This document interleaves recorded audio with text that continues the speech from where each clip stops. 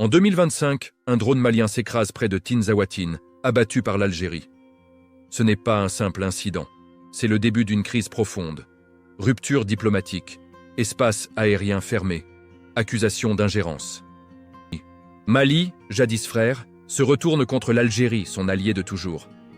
Pourquoi cette hostilité soudaine? À Alger, on pointe du doigt des provocations, peut-être même une manipulation orchestrée.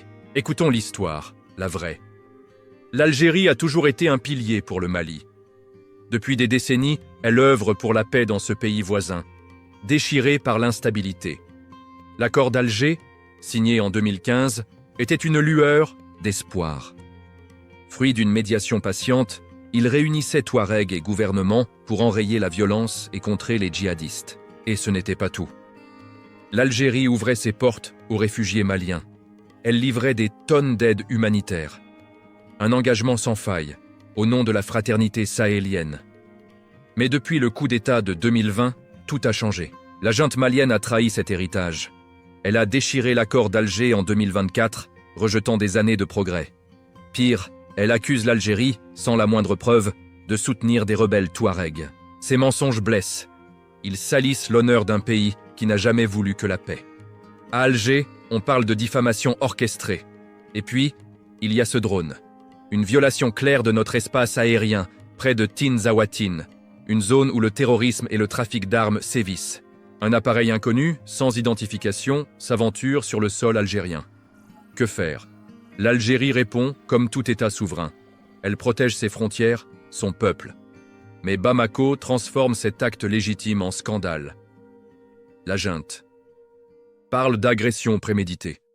Elle ferme son espace aérien, attise la colère. Vraiment? Une telle surenchère pour un drone abattu? À Alger, on y voit une manœuvre, une façon de détourner l'attention des échecs d'une junte dépassée par l'insécurité et la crise économique. Ou pire, un pion dans un jeu plus vaste, manipulé par d'autres. Car oui, à Alger, on s'interroge. Qui pousse le Mali à défier son allié? Le Maroc, d'abord.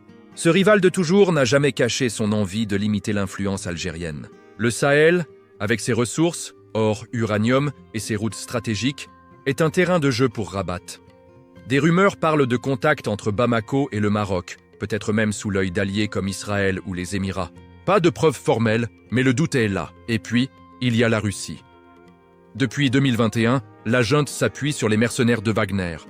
Des hommes qui, loin de stabiliser le Mali, sèment le chaos, comme l'a dénoncé l'Algérie. Moscou, en quête de domination au Sahel, pourrait voir dans cette crise un moyen d'affaiblir Alger, un acteur indépendant, courtisé par l'Est comme par l'Ouest. Aucune certitude, mais l'arrivée de Wagner coïncide étrangement avec l'hostilité malienne. D'autres encore pourraient tirer profit de ce conflit. L'Algérie, avec sa politique de non-alignement, gêne. Son soutien au Sahara occidental, ses liens avec des nations comme l'Iran dérangent des puissances lointaines. Un Mali hostile? Une distraction parfaite pour détourner Alger de ses priorités. Mais l'Algérie ne se laissera pas piéger, car l'Algérie n'a rien à se reprocher. Elle n'a jamais cherché à nuire au Mali. Au contraire, notre frontière commune nous unit. Leur insécurité, les attentats, les djihadistes menacent nos propres villes. Alors pourquoi ces accusations? La junte, fragile, a besoin d'un ennemi. Elle brandit le spectre d'une Algérie complice pour cacher son incapacité à gouverner. Mais ce jeu est dangereux. En insultant Alger, Bamako joue avec le feu. Il fragilise le Sahel tout entier, ouvrant la porte aux vrais ennemis, les terroristes, les trafiquants. Et si quelqu'un manipule la junte, ce sont les Maliens qui en paieront le prix. L'Algérie, elle, reste debout, fidèle à ses valeurs. Face à cette tempête, l'Algérie garde la tête haute. Nous défendrons notre souveraineté, nos frontières, notre honneur. Mais nous tendons aussi la main. Un dialogue sincère, sous l'égide de l'Union africaine, peut ramener la paix. Le Mali doit choisir, continuer à diviser ou reconstruire avec son frère algérien. Car le Sahel a besoin d'unité. Ensemble, nous pouvons vaincre l'insécurité, bâtir un avenir prospère. L'Algérie y croit. Et elle ne baissera jamais les bras.